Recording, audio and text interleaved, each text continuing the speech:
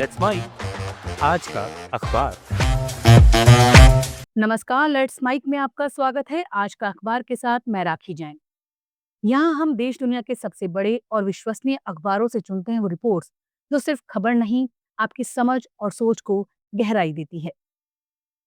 The wall street journal में प्रकाशित लेख में बताया गया है कि जापान की राजनीति में साने ताकाइची की जीत सिर्फ एक चुनाव नहीं, बल्कि उस वैश्विक रुझान का हिस्सा है जहां दुनिया के कई देश धीरे धीरे दक्षिण पंथ की ओर झुक रहे हैं। अमेरिका में ट्रंप, यूरोप में ले पेन या फराज की तरह अब जापान में भी मतदाता पहचान और संस्कृति के मुद्दों पर नए जवाब तलाश रहे हैं। ताकाइची को लिबरल डेमोक्रेटिक पार्टी ने चुना है, एक राष्ट्रवादी नेता जो जापान की परंपराओं, आर्थिक सुरक्षा और सीमित प्रवासन की समर्थक हैं। लेख बताता है कि ताकाइची की जीत दरअसल उस असंतोष की प्रतिक्रिया है जो जापान के अंदर बढ़ रही है। महंगाई, बेरोजगारी और प्रवासियों की बढ़ती संख्या से उपजी बेचैनी। उन्होंने चुनाव प्रचार में कहा कि विदेशी पर्यटकों से जापान की सांस्कृतिक पहचान को नुकसान पहुंच रहा है और प्रवासन नीति पर फिर से विचार होना चाहिए। पार्टी का मानना है कि ये सख्त रुख उसे उन दक्षिणपंथी मतदाताओं से जोड़ देगा जो नए उभरते दलों जैसे सेंसिटो की ओर जा रहे हैं। लेख के मुताबिक ताकाइची की आर्थिक सोच भी दिलचस्प है।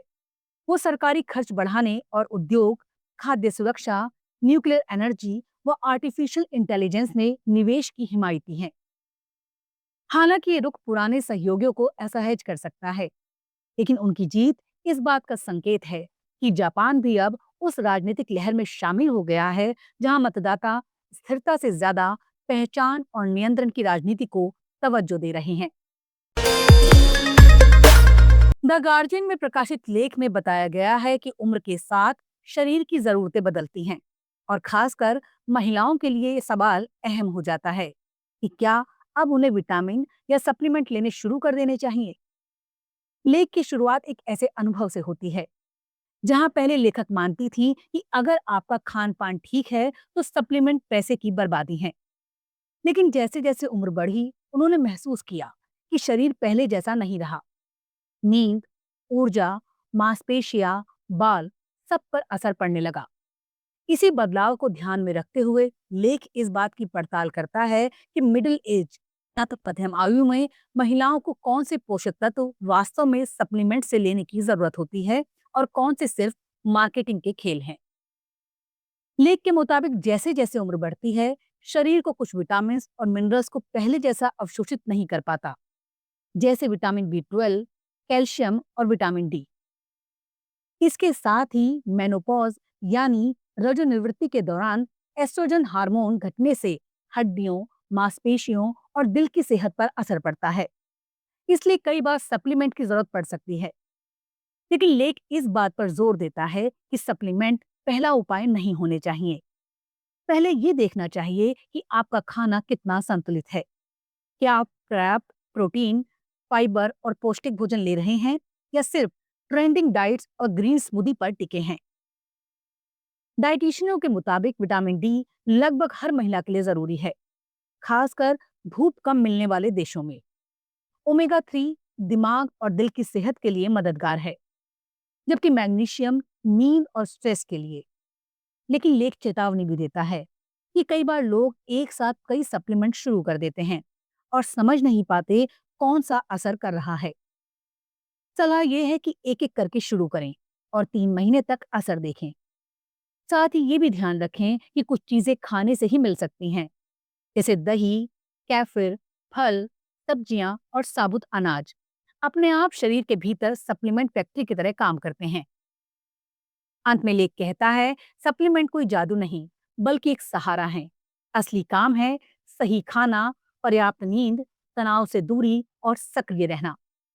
आजकल सप्लीमेंट्स सेल्फ केयर के प्रतीक बन गए हैं, लेकिन विशेषज्ञ याद दिलाते हैं, जिंदगी की थकान या असंतोष का हल किसी गोली में नहीं, बल्कि अपनी जीवन शैली में बदलाव में छिपा है। इसलिए पहले बुनियाद ठीक कीजिए, सप्लीमेंट बाद में सोचिए।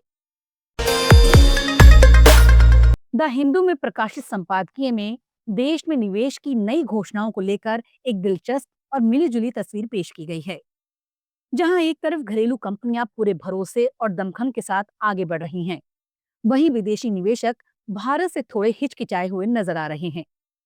अखबार कहता है कि मौजूदा वित्त वर्ष की पहली छमाही में निजी क्षेत्र की नई परियोजनाओं की घोषणाएं 15 महीनों के सबसे ऊंचे स्तर 9.9 लाख करोड़ रुपए तक पहुंच गई हैं और इसमें 94% निवेश भारतीय कंपनियों का है।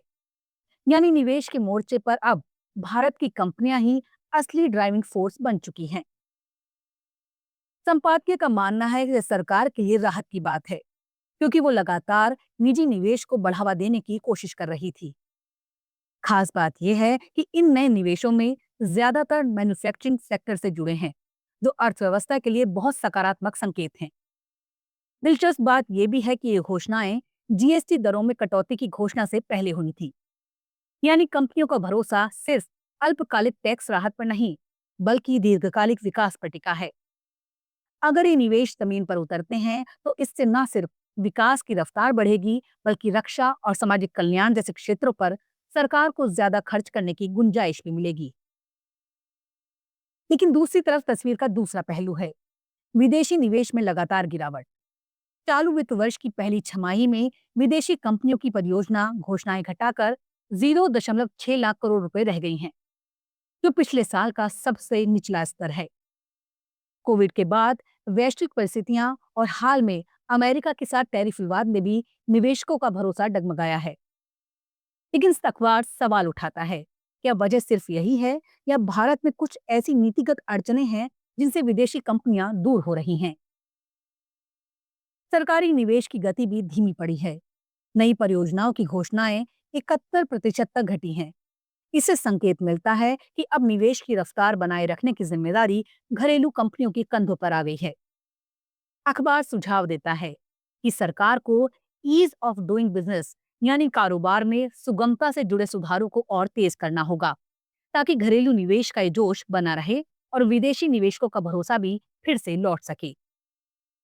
आखिर में संपादकीय का सार यही है, भारतीय कंपनियां अभी अर्थव्यवस्था की उम्मीद बनकर उभरी हैं, लेकिन अगर सरकार नीतिगत स्थिरता और पारदर्शिता पर ध्यान नहीं देती तो ये रफ्तार टिकी नहीं रह पाएगी। निवेश का ये जोश तभी विकास में बदलेगा जब भरोसे के साथ नीति का तालमेल भी बना रहेगा। बीबीसी हिंदी में प्रकाशित लेख में भारत पाकिस्तान महिला क्रिकेट के जरिए दोनों देशों के रिश्तों की एक दिलचस्प और थोड़ी कड़वी तस्वीर सामने आई है। कभी यही मैदान दोस्ती और इंसानियत की मिसाल बनता था। जब 2022 वर्ल्ड कप में भारतीय खिलाड़ियों ने पाकिस्तानी कप्तान बिस्महा मारूफ की नन्ही बेटी फातिमा को गोद में लिया था, तस्वीरें वायरल हुई और सचिन तेंदुलकर ने लिखा था, क्रिकेट की बाउंड्री होती है लेकिन मोहब्बत की नहीं। लेकिन इस बार श्रीलंका में हुए वनडे वर्ल्ड कप में वही तस्वीर गायब थी।